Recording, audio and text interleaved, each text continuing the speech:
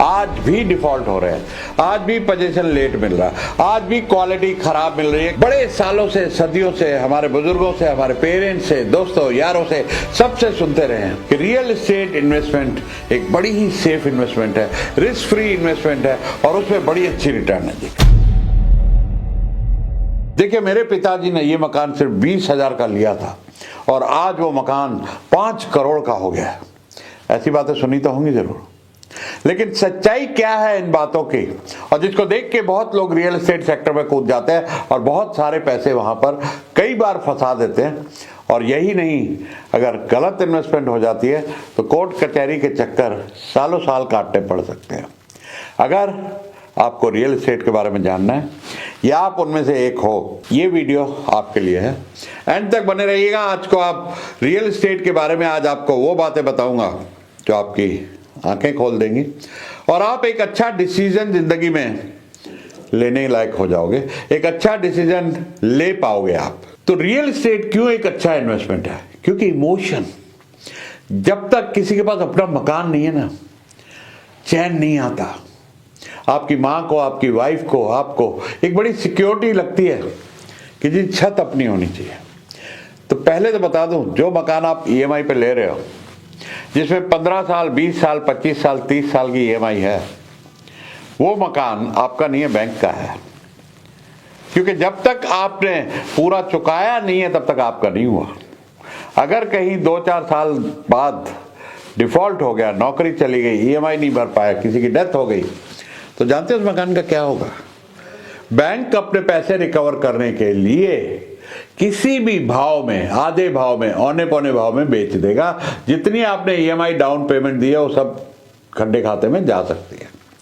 तो इसलिए ध्यान करके चलना कि आप बहुत लॉन्ग टर्म बेट ले रहे हो, एक ऐसा लोन ले रहे हो जो आपको 20 साल की गारंटी नहीं है कि आप भर पाओगे उसको।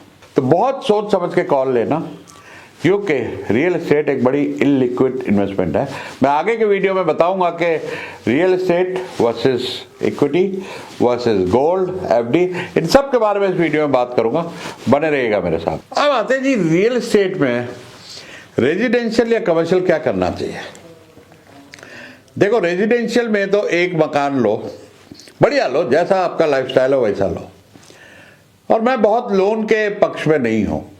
हमारे टाइम में हमने जब जब मकान खरीदे, उन दिनों तो लोन होते ही नहीं थे, तो हम फुल पेमेंट देके खरीदते थे कि टेंशन खत्म, भाई अपना ही है, छोटा है कैसा भी है वो अपना ही है, कोई भैया किस्त तो नहीं देनी, कोई हेडेक तो नहीं है। क्योंकि गाड़ी वाड़ी की किस्त तो 3-5 साल में खत्म हो जाती है, लेकिन मकान की किस्त 20-20 साल चलती है यार। 20 साल का किसको मालूम। तो रेजिडेंशियल प्रॉपर्टी लेना एक लेना। अब आता है जी कमर्शियल प्रॉपर्टी। कमर्शियल प्रॉपर्टी जरूर लेनी चाहिए और वहां पर आपको कभी कभी लॉटरी लग सकती है। जैसे हम गुड़गांव में रहते हैं, यहां पर हमारे सामने एक मार्केट है गैलेरिया, वहां पर 1200 से 1500 रुपए पर स्क्वायर फीट का रेट है ग्राउंड फ्लोर की दुकानों का।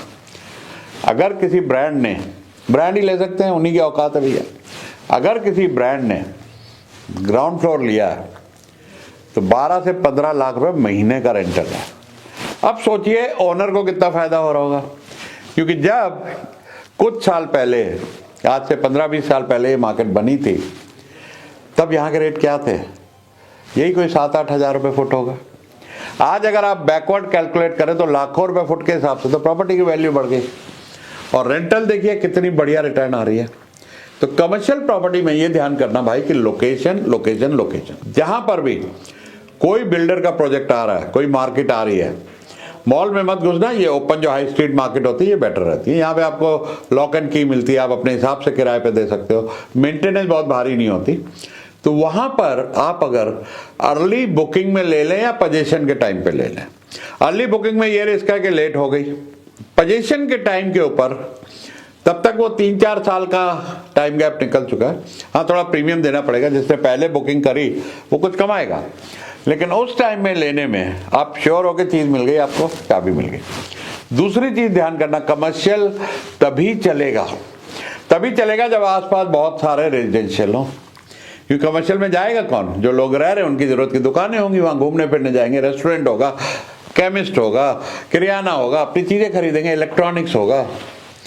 तो ये जरूरी है कि जो भी आप कमर्शियल लें उसके आसपास अच्छा खासा रेजिडेंशियल डेवलपमेंट या तो आ रहा है या आने वाला होना चाहिए। वहां लेके आपको रेंटल रिटर्न बहुत बढ़िया आएगी। 6 से 7% तो शुरू में आती है, लेकिन धीरे धीरे करके वो रिटर्न, जैसे गैलेरिया मार्केट का कितने परसेंट हो सकती है कोई अंदाजा नहीं है कमर्शियल की रिटर्न, वो रेजिडेंशियल में कभी नहीं मिल सकती। रेजिडेंशियल में रिटर्न ही 2-3% है भाई। आज आप 20 करोड़ का मकान लो, पता कितने रेंट पे मिलता है गुड़गांव में? 20 करोड़ का मकान या 3 से 4 लाख रुपए रेंट पे मिलता है।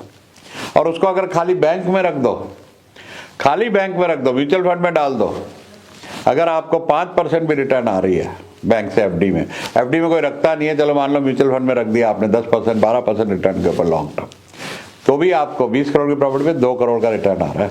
2 करोड़ को अगर महीने से डिवाइड करो तो तकरीबन 15-17 लाख रुपए हो जाता है। और आप किराया कितना दे रहे हो? 2-3 लाख रुपए। तो रेजिडेंशियल किराए की इनकम समझ के मत लेना, कोई भी इन्वेस्टमेंट पर्पज से भी मत लेना, अपने लिए लेना, मन के सुकून के लिए लेना कि आपको वहां रहना अपने परिवार के साथ। ये रोज रोज शिफ्टिंग का झंझट नहीं है। अब आता है रेजिडेंशियल प्रॉपर्टी कैसी ले भाई। तो रेजिडेंशियल में झंझट एक ये हुआ है कि यार पिछले दिनों ना रेरा के पहले लाखों लोग फंस गए। हमारा एक फ्लैट फंसा हुआ है यूनिटेक में, एक प्लॉट फंसा हुआ है रहेजा गुड़गांव में, वो डिलीवरी नहीं मिली, दोनों बिल्डर डूब गए। रहेजा अभी अभी बैंक्रप्सी में जाने की तैयारी हो रही है, केस डाला था वो रुक गया। यूनिटेक का केस डाला था वो सुप्रीम कोर्ट ने रोक दिया कि अभी दोबारा बनेंगे या रिफंड मिलेगा, क्या फैसला होगा, वो भी पिछले 10-12 साल से लटक रहा है। तो ये झंझट रेरा के बाद थोड़े कम तो हुए, लेकिन एलिमिनेट नहीं हुए। आज भी डिफॉल्ट हो रहे हैं, आज भी पोजीशन लेट मिल रहा है, आज भी क्वालिटी खराब मिल रही है कि आपको चीज मिल गई। पिछले दिनों मैं एक बिल्डर को कोच कर रहा था, उनके यहाँ 6-7 करोड़ रुपए के अपार्टमेंट थे भाई। लोग रो रहे थे, किसी का एसी नहीं चल रहा, किसी की लिफ्ट नहीं चल रही। अब इन चीजों का आप क्या करें, आपने तो पैसा लगा दिया और आप वहां रह रहे हैं और दिल्ली में 45 डिग्री गर्मी और लिफ्ट नहीं चल रही है, एसी नहीं चल रहा, क्या हाल होगा? तो क्वालिटी भी गारंटीड नहीं है। तो मेरा प्रेफरेंस है या तो रेडी टू मूव इन, जहां आप क्वालिटी भी श्योर हो, जहां आपको पता है मेंटेनेंस ठीक है, सब कुछ बढ़िया चल रहा है, लोग बाग अच्छे रह रहे हैं, थोड़ा महंगा मिलेगा लेकिन अपार्टमेंट लेना है तो वो लेना, या फिर जमीन, अपना प्लॉट, अपना घर, दोनों में से आपको जो लेना हो। कुछ लोगों का अपार्टमेंट ठीक लगता है कि वहां पे सिक्योरिटी है, पावर बैकअप है, बच्चों के खेलने की जगह है, क्लब है। अगर आपको ये सब फैसिलिटी अच्छी लगती है तो अपार्टमेंट आपके लिए बहुत सुटेबल है। लेकिन सोच समझ के ऑलरेडी या तो बहुत रिप्यूटेड बिल्डर हो जिससे पिछले सब प्रोजेक्ट बढ़िया डिलीवर करे, लोग खुश है, क्वालिटी दी है, तो उसके वहां पे बुकिंग कीजिए। या फिर बना बनाया देखभाल के ठोक बजा के कि भैया सब ठीक है, सब खुश है, लोकेलिटी ठीक है, क्लब बढ़िया है। कहीं कहीं तो यहाँ गुड़गांव में ऐसे प्रोजेक्ट है जहाँ अभी तक क्लब ही नहीं बना, 10-10, 20-20 साल से लोग रह रहे हैं, क्लब ही नहीं बना जी। प्रॉमिस था, ब्रोशर में था जी 50,000 फुट क्लब मिलेगा, क्लब नहीं बना। अब RWA लड़ती फिरती है, केस करती फिरती है। तो रियल एस्टेट जो है ना, एक बड़ा फर्क समझ लेना, म्यूचुअल फंड और इक्विटी आप हर महीने या हर रोज देखते हो, रियल एस्टेट आप रोज प्राइस नहीं देखते। तो इसलिए आपको ऐसा लगता है कि रियल एस्टेट लॉन्ग टर्म में बहुत फायदा दे रहा है। अगर यही आप इक्विटी या म्यूचुअल फंड को लॉन्ग टर्म इतना टाइम 20-20 साल रोक लें, रिटर्न वहां बढ़िया मिलेगी। मैंने एक वीडियो बनाया था कि शाहरुख खान ने मन्नत लिया था, कोई 2001 में लिया था 13 करोड़ का, और वहीं पे अगर HDFC बैंक में भी वही पैसा लगाया होता तो उसकी आज कीमत 1200 करोड़ रुपए, और मन्नत की कीमत अखबारों में मैंने पढ़ा, टाइम्स ऑफ इंडिया का एक आर्टिकल था कि 200 करोड़ रुपए। तो ये एक लॉन्ग टर्म में, क्योंकि रियल एस्टेट की रिटर्न लॉन्ग टर्म ये हो सकता है 1 साल में 2 गुनी हो गई, 3 गुनी हो गई, ऐसे तो शेयर भी हो जाते हैं 2 गुने, 3 गुने, 50 गुना। तो रियल एस्टेट की रिटर्न लॉन्ग टर्म में 6 से 7% ही है। अब आता है गोल्ड। गोल्ड एक इन्फ्लेशन का हेज है, तो गोल्ड आपकी एक सिक्योरिटी है, क्योंकि अगर कोई बड़ा रिसेशन आता है, 1929 में या 30 में आया था, ग्रेट डिप्रेशन उसको बोलते हैं, वहां पर क्या होता है कि रियल एस्टेट रह जाती ईंट और शेयर रह जाते कागज, करेंसी की वैल्यू बहुत डेप्रिशिएट हो जाती है, तब भाई काम आता है गोल्ड। या कहीं वर्ल्ड वॉर लगे या कोई भी ऐसी खराब सिचुएशन हो, तो गोल्ड एक इन्फ्लेशन का हेज है, एक महंगाई का हेज है, क्योंकि गोल्ड का रेट तब बहुत बढ़ जाता है। और गोल्ड बहुत ही लिक्विड इन्वेस्टमेंट है, सेफ इन्वेस्टमेंट है। तो आपको इक्वल डिवाइड करना है। मेरे हिसाब से 40% रियल एस्टेट, 40% के तकरीबन आपका इक्विटी पोर्टफोलियो होना चाहिए और 20% आपका गोल्ड होना चाहिए। तो अगर मैं सारे वीडियो को समराइज करूं तो रेजिडेंशियल रेंटल रिटर्न के हिसाब से या इन्वेस्टमेंट के हिसाब से मत लेना, 2 से 3% है। एक लेना अपना घर लेना, कोशिश करके शॉर्ट टर्म लोन लेना जितना गाड़ी का लेते हो 4-5 साल, या पूरा का पूरा डाउन पेमेंट से लेना। अपार्टमेंट वर्सेस कोठी और प्लॉट मैंने आपको बताया। कमर्शियल वर्सेस रेजिडेंशियल बताया कि कमर्शियल के क्या फायदे हैं। और कमर्शियल में आप एक और चीज कर सकते हो कि कोई भी रेडी चढ़ी हुई ऑलरेडी ब्रांड को, कोई भी दुकान, कोई भी ऑफिस किराए पे चढ़ा हुआ 6 से 8% इमीडिएट पहले दिन से आपको किराया आना शुरू हो गया और एप्रिसिएशन तो साथ साथ होगी ही। तो ये दोनों फायदे कमर्शियल में आपको मिलते हैं कि आपको रेंटल रिटर्न 6 से 8% मिल रही है जो आपको कंटिन्यूस एक पैसिव इनकम दे रही है, और साथ में जो धीरे धीरे करके प्राइस बढ़ेगी उसका भी फायदा आप ही को होना है। तो ये था दोस्तों रियल एस्टेट के बारे में मेरी अपनी जिंदगी का तजुर्बा। अच्छा लगा हो वीडियो तो शेयर कीजिएगा, कमेंट कीजिएगा और नोटिफिकेशन माना बेल आइकॉन दबाना मत भूलिएगा। Thank you.